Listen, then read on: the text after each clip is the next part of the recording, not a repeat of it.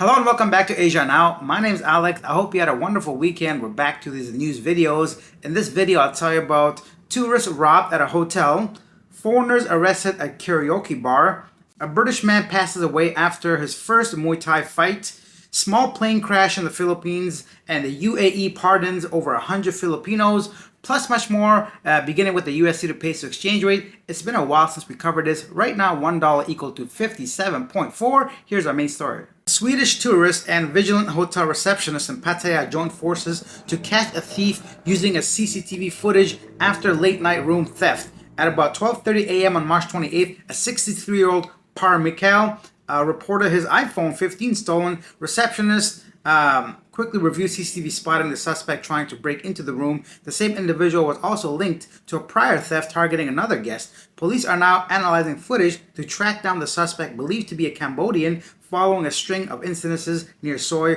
Teprasit. I was going to say don't bring valuables on vacation, but it's just your phone, right? So that just goes to tell you there's going to be people that's going to try to steal from you no matter where you go. There's nothing you could do, really. I'm not trying to fearmonger, but, always try to keep your, valuables inside of a safe. But in this case, this man was simply just trying to use his phone and somebody broke into his room. Let's go on to our next story. Staying in Thailand, Thai immigration police have detained 14 foreign workers in a karaoke restaurant in Bangkok for illegal employment. The workers who entered Thailand illegally were found working as drink companions for a daily wage of 150 bahts. Oh my God, that's like, $5. The authorities are cracking down on illegal migrant labor, and workers are now facing legal proceedings. The government urges the public to report any similar activities to Immigration Bureau. One thing I want to kind of clear up, in case you guys don't know, Thailand receives a lot of illegal migrants coming in from Myanmar, Cambodia, Laos, and they come into Thailand for a better paying job. I just said $5 a day. 150 baht is just under $5 a day. Of course, they might get tipped or provide extra services for money and all that. But the point is, even that $5 is still a lot more than their home countries. Kind of like sad, the condition of some of the employment that they have to go through. So yeah, a lot of time you hear like either,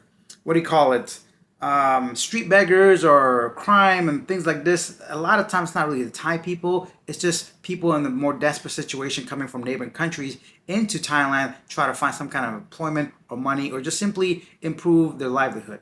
Let's head on over to the Philippines quickly. So the current president, Mr. Marcos, on Saturday expressed his gratitude to United Arab Emirates President Sheikh Mohammed bin Zayed Al Nahyan for granting clemency to 115 Filipino convicts during the holy month of Ramadan. By the way, happy Eid al-Fitr for all the Muslims celebrating the end of Ramadan. I personally did not fast, but so congratulations. And then quickly, San Marino Condominium Management has promised to address homeowners' concerns over alleged mismanagement and unauthorized activities, assuring that the property complies with fire safety regulations after discussions with the Bureau of Fire Protection. I covered the story about a week ago, I believe, because the Fire Bureau came and said that the condo was ordered to be closed, even though they didn't force people to go ahead and evacuate. Nonetheless, they're saying now they've gone ahead and going to make sure everything's up to par. And some tragic news, a small two-seater aircraft crashed near Barangay Lipsong East in Lingayen, Pangasinan at approximately 8 a.m. on Sunday, leaving both the pilot and the student pilot not alive. Prayers with their families. And then let's go back to Thailand. A Canadian man, James, was found unconscious with bruises inside his Pattaya home in Thailand following an altercation with his Thai wife. Police were called and to the scene early in the morning, where they found signs of a struggle, including broken items. The wife appeared distressed and was unable to give a clear account of the incident. A friend of the wife claimed the couple had been arguing, during which James allegedly pushed the wife, causing her to fall and break plant pot. He then reportedly threw a plate before suddenly collapsing. The home security's camera were found unplugged, leaving the exact events unclear. James remains in bad condition and further questioning the wife. And the latest news is that James is in the hospital in critical condition. May he pull through. In a sad story of someone that didn't pull through, a 30-year-old British man passed away after his first Muay Thai fight in Koh Samui. He collapsed after receiving a kick to his ribs during a match in Samui International Stadium. The fight was stopped at round 3. Though he exited the ring unaided, he later experienced spasms, breathing issues, and dizziness before the end. Paramedics performed CPR, but Joseph Itai Renota was pronounced not alive at the Thai International Hospital. Another sad story, a tragic event. Nothing really you can do, I guess. I don't know what to say. Muay Thai is a serious physical contact sport. Some of these Thai fighters train since they're kids, right? So if you're not fully prepared, do not step in the ring. A lot of times we get excited. I don't know what the details are, but at least if you're doing these classes, be sure that you're fully prepared before your first fight. Yet another British story in Thailand. New allegations have emerged surrounding the passing away of cricket legend Shane Warne, with claims that Thai police may have removed a bottle of Kamagra, a potent medication for erectile dysfunction, from the scene in protection to protect his reputation. Warren, age 52, passed away in March 2022 while vacationing in Koh Samui. An official post-mortem confirmed natural causes related to heart condition. However, a senior Thai officer now suggests that the discovery was discreetly removed to preserve Warren's legacy. Whoa, some serious allegations. I thought this was a new story, but I guess the details are new. In 2022, Mr. Warren passed away. Those medications, they're not a joke. They're serious. And unless you absolutely have to take them, I would recommend not taking it, especially in a foreign country if you're not getting it prescribed. They do mess with your heart rate, your condition, the blood flow, and they're really potent stuff. So yeah, maybe you want to have a good time or whatever, but consider like doing a little research, talking to your doctor, getting like reputable brands. A lot of times in places like Thailand, you can find bootleg stuff everywhere. I mean, I saw all kinds of stuff for sale in Thailand. So, you might just be in a hurry or something, pick something up, and next thing you know, something like this could happen. There may be a lot more to the story, but I'm saying what you can do as a tourist when you go there to protect yourself a little bit is just like be a little bit more aware of what you're buying and from whom you're buying it from. A lot of times I cover stories about unlicensed, unregistered, and unqualified medical staff, doctors operating in places like Southeast Asia where they may not fully be up to par with the recent, or they just don't care sometimes. They just want to sell you something and they don't care what happens to you. So try to take care of yourself. Let's jump back to the Philippines. The Transport Secretary agrees that there's no need for a VIP lounge in Siargao Airport, especially because the airport is crowded. Yeah, bun you, VIP members. Get out of here. You just gotta wait around just like the rest of us buffoons. Yeah, make some more room, bro. I've never been to Siargao, but I've been to other smaller airports in the Philippines, and sometimes lack of seating is very common, so forget your VIP crew. You want to do that, get on a private plane, pay the extra money to do that. For us regular folks, come sit with us, have a chat with me, bro. Be on my channel.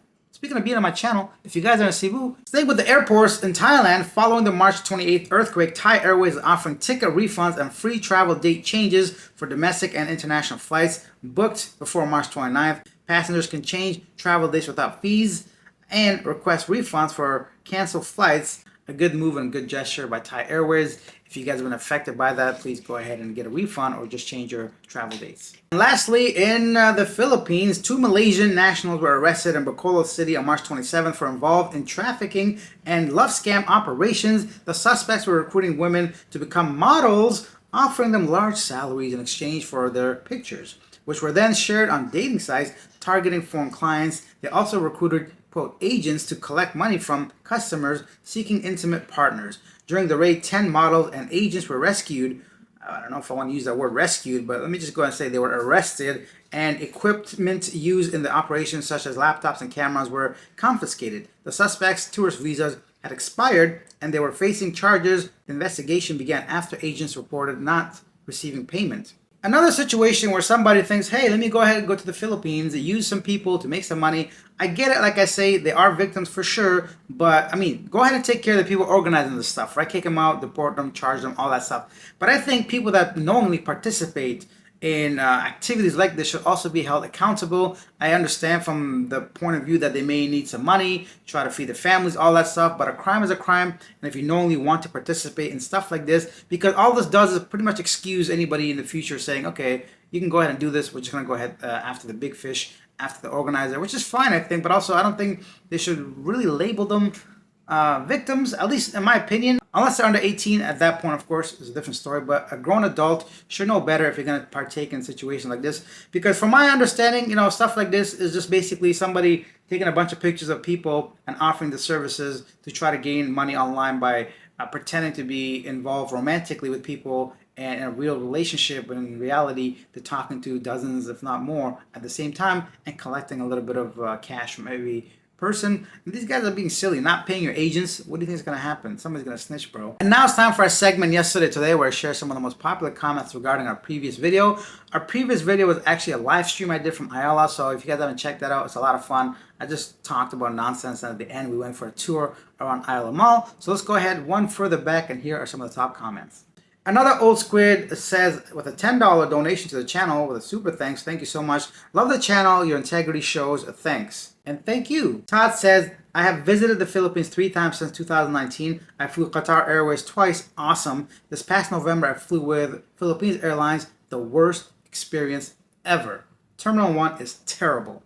Thank you for sharing your experience with Pal and Naya. Doremi says, thanks for the heads up on protesting laws as a foreigner.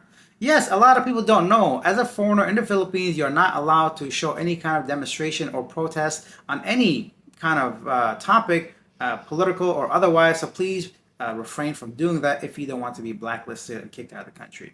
And lastly, let's read from Kyle, who says, I've seen in the Philippines many emergency doors blocked with pallet boxes and dumpsters. It's like they think they have space to put things without thinking of the consequences. For that kind of mentality, a prison sentence for 30 years plus should be mandatory. And that one got 7 likes. Yeah, definitely. In the I'm gonna drop my phone.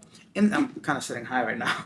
In the Philippines, as we covered on this channel several times, many of the buildings, condominiums, or places are just not up to par when it comes to fire hazard, fire safety, emergency exits, and doors being closed, and so on and so forth. So just take a look at your area. If you're ever staying at a rented or even bought place, make sure you have a way out, because we don't want to be, and because fires are so common in the Philippines, you don't want to be in a situation where you're like basically running for your life. That's it for this video. Thank you for watching. Share any comments you have about any of the topics I covered today.